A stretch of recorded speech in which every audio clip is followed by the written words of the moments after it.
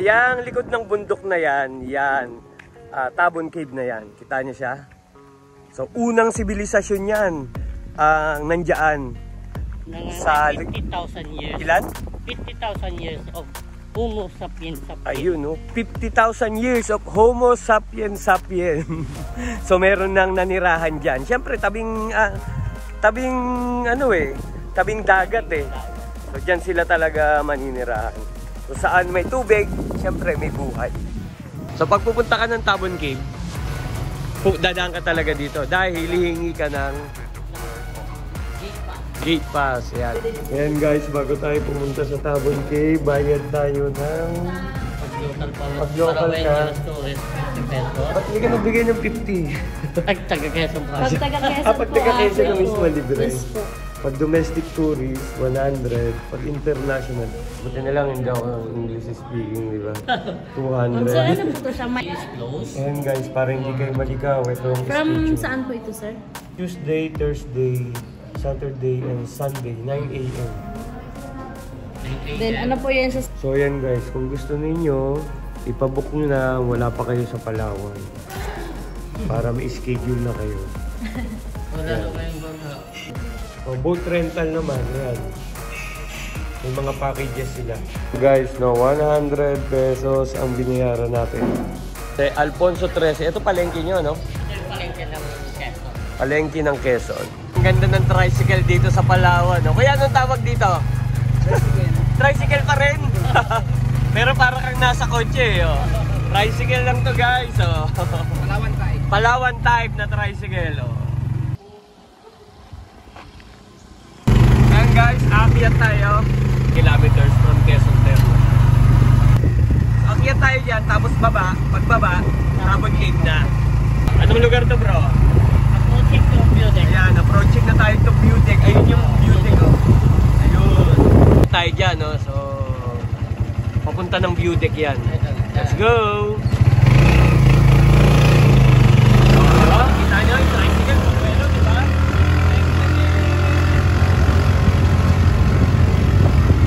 Malapit na kami sa Tabon Cave. Kita nyo ba yan guys? Mataas yan. Makapunta lang ng Tabon Cave. So ang gagawin namin, bababa kami. Tutulungan namin si kuya. Alakad lang ba bro? Lakad lang tayo. Sige. So, ganito ang gagawin namin. Iiwanan kami ng tricycle namin bro. Yung tour guide ko. Ayan yung tour guide ko dito. So nakita niyo yung tricycle namin na yun. Iniwanan kami, di ba? Yan ang view namin. Ang ganda oh. See? So approaching kami ng Tabon Cave. Mataas. Taas yan. Pa? Nakakapunta ako ng Aurora. Medyo mataas nga talaga to. Hirap nga ang tricycle dito. Lalo na yung ano bro, ang bigat ng kaka ng tricycle dito. Yun ang ano. So akitin namin yan. Bro, pagbaba niya, Tabon Cave na. Tawa-tawa. Yan. Sakit sa bangs, Brad. Ano? Taas oh. Pagbaba doon, pagturba. Ano na? Tingnan niyo po yung preparation namin. Pakita mo yung tubig bro. 1 litro. 2 litro. 2 litro ba yan? Pataas pa pala to. Mas mataas pa pala. Yun no? Yung tricycle iniwanan na kami. Grabe. Sige. So wala pa kami guys doon sa pinakataas no. Pero kita na oh. Yung magandang view. Ano yung nakikita natin? Barangay Birong. Barangay Birong. Aramayon. Sige na nga, doon na nga natin pag-usapan. Yun guys, so meron ditong barracks na ginagawa eh. Tambay nga muna tayo saglit dito bago magdiretso doon sa Tabon Cave. Tignan natin kung ano meron dito. Ginagawa pa lang to, pero baka pagpunta nyo ngayon dito sa Tabon Cave ay pwede na kayong tumuloy at mag-relax dito sa kubo na ito.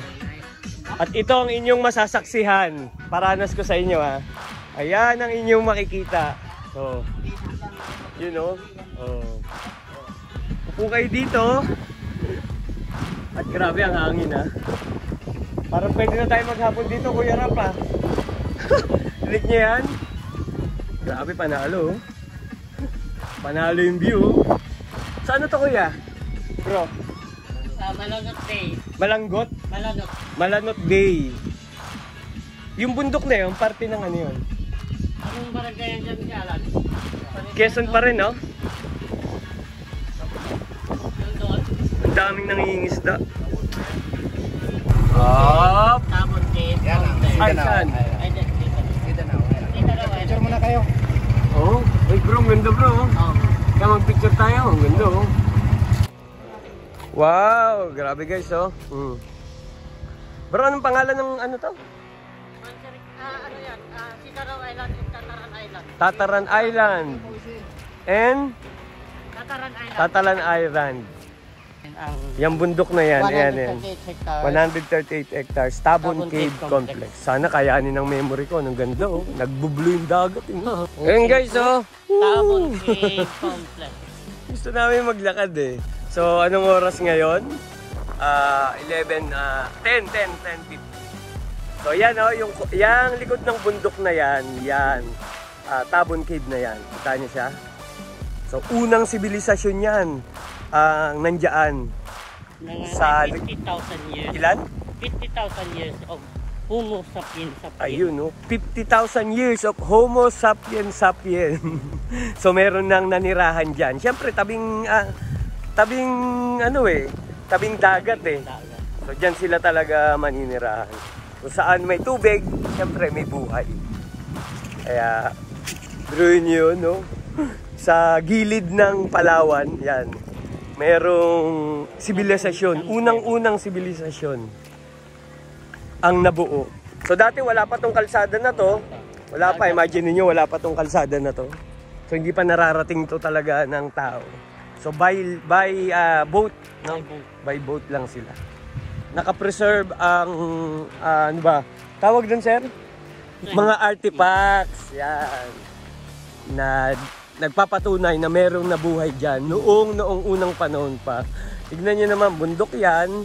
Bundok, tapos dagat. Tapos ito naman, imagine niyo wala pang kalsada dati. Bundok din 'to. Bundok din 'yan. So wala talagang nakakarating dito yung panahon nun. Diyan lang sila sa dagat. Baya dagat lang talaga yung kanilang ang kanilang transportation. So hindi na natin nakikita yung dagat dahil bumababa kami. Papakita natin dito yung ating papel na kinuha sa tourism. Yan. Dadaan ka dito sa gate na yan. Hello guys! Yun! Hello! Sige po. Tapos ahon ulit. Wala na. Wala na. Dire-diretso na. Yun. JSL Security Group. Shout out daw. Send niyo ako ng hanapin ninyo Pilipinas kong mahal. Pero lagyan niyo ng balisong kasi ang dami kong kapangalan eh. Okay, Pilipinas kong mahal, lagyan niyo lang ng balisong sa dulo para mahanap niyo ako. Yan. Shout out po. Sa boss namin, sa Giselle at si Romy. Oh, ayun no. So, Shout out sa aking mga kabady na napakapugi. shout out sa mahal ko. Ayun no. Mukhang namimiss mo na. Siyempre yung misis ko. Miss ako na wala. Promoter namin sir, Giselle sir. Ayun no. Salamat GSL Security Group, napakamagiliw no. Bye po. Yan, salamat sa inyo JSL Group Security. Pasok na tayo sa Tawa-Tawa. Tawa-Tawa Beach. Ito na yung Tabon Cave Complex. So dire-diretso na tayo nito. Sa office pa tayo. Oh, Dadaan tayo. Dadaan ulit sa office. So yan, may mga turista. Yan. Nag-park sila dyan. Ito na yung likod nung kaninang tinuturo namin. No? Dadaan tayo dito sa mga opisina nila. Oriente ng konti yan. May orientation pa? Konti. May orientation pa. Yan. So may konting orientation. O yan, tapos guys, pagdating dito, anong tawag dito, sir? National Museum. National Museum, may konting logbook tayo. Siyempre, susulat natin yung tunay nating pangalan. Piolo Pascual. Ayan, pagkatapos po natin maglagay ng name ng ating pangalan, pupunta tayo sa registration. Anong purpose, sir? Ito po sa registration. Ito po sir sa logbook. Sa logbook. Tapos, nandito tayo ngayon sa may Tabon Cave Complex. Good afternoon po. Afternoon na ba? Morning pa rin. Good morning. Ano meron dito, sir? Sa registration area. Ayan. Ayun oh, magkakilala pala sila eh. Pero ganun po sir yan sa ID. Ayun, tapos magbibigay tayo ng ating ID. So mag-prepare tayo ng ID. Dito hingan tayo ng ID dahil ilalagay yung ating name.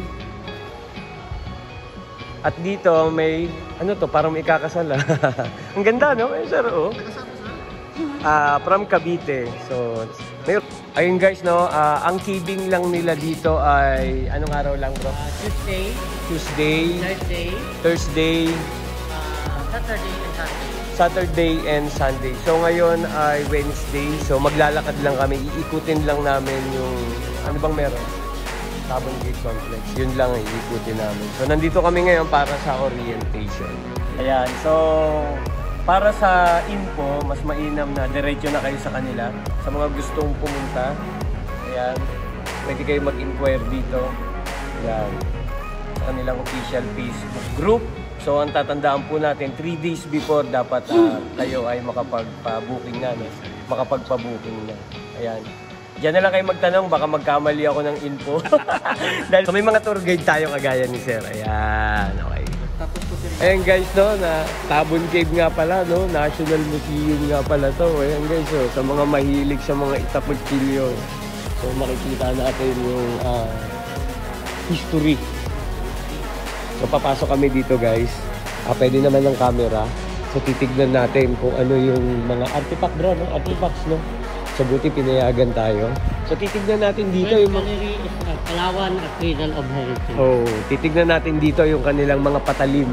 Ay, hindi pa dito. Hindi pa dito. Doon tayo sa patalim. Dito na tayo. Pwede. Maubos kasi yung memory ko eh. So pasadaan lang natin. Ito ano to sir? Replika na lamang ito ng Manunggul Jar. Yan ang Manunggul Jar. Naku, Jazz, yung anak ko. Ito anak ko. Manunggul Jar is a secondary burial jar. Secondary burial jar. Nak, ito yung hinahanap ninyo. Yung ginagawa ninyo. Tabon Cave. Manunggul Jar. Yun, no? Ito naman ang... Tabon Skull Cup. Oh, Tabon Skull. Yan, no? Homo sapien, no? Yan. Bali, yan ang pinakabata. Batang babae siya. Pinakabatang babae. Tapos, makikita mo dyan. Ito, anong panahon to, bro? Ang pinakukaya nito. At ito na nga guys, kinulang na nga ng memory ang aking camera. So, ang ginawa ko na lang ay pinicturan ko na lang kung ano ang mga information, mga details na makikita ninyo sa loob ng Tabon Cave. Sa mga interesado, pwede mo naman siyang i-post na lang at basahin. So ginawa ko na lang siyang slideshow para naman magkaroon pa rin kayo ng pagkakataon na makita kung ano-ano ang pwede nating masaksiyan sa loob ng pambansang museo.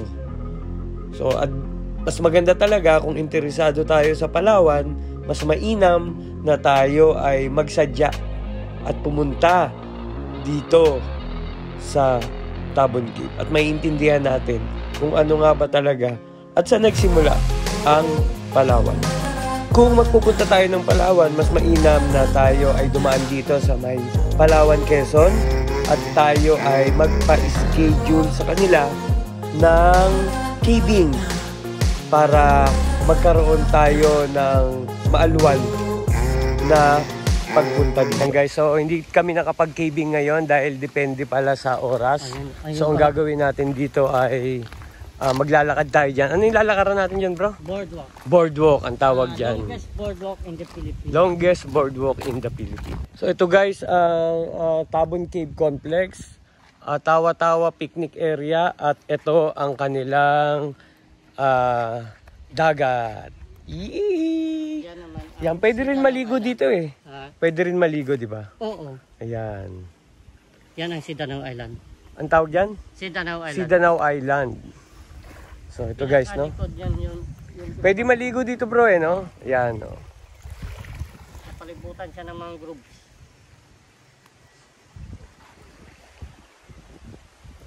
Kaya welcome to Tawa-Tawa Boardwalk.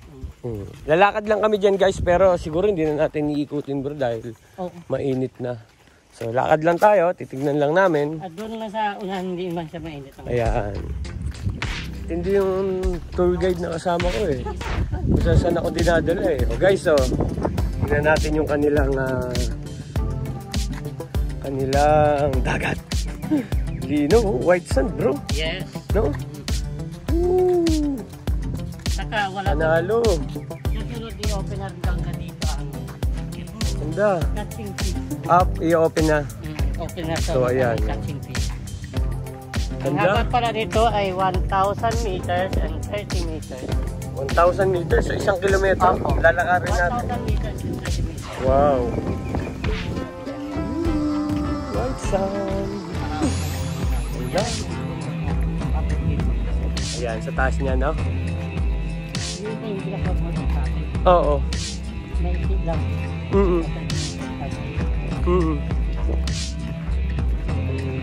O, pwede rin maligo dito. Allowed din, eh, no? Doon sa kanya. Sa may tawa-tawa. Dito yung mga ano live. Ito ang tinatawag na boardwalk. At ayun ang Tabon Cave, bro, no? Ayun. Tingnan natin maya-maya, mas malapit. So, ayan guys, no? Ang Tabon Cave. Yun, no? Tapos makita mo agad yan. Dagat yan, no? Yun, no? Oh. See? So, may mga turista, may mga dumadayo na nandito kaming nakita. So, magpa-skate kayo pag gusto nyo dito yung merong caving para makapasok kayo dyan sa loob ng kuweba na yan.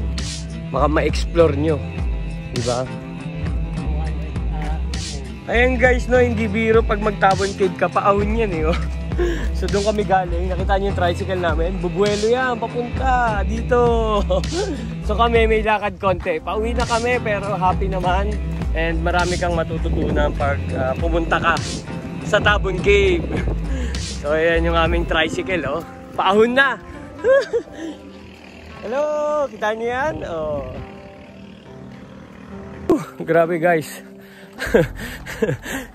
Ibang feeling nito, pauwi na kami, no? Tabon Cave. So yun, no? Inaawin namin, hindi kasi kaya ng tricycle. Hirap, mas delikado. So, alas 12 na. Ayan guys. At naglalakad kami. So yun yung tricycle. Makakauwi na kami. Woo! Kakainom din ng tubig.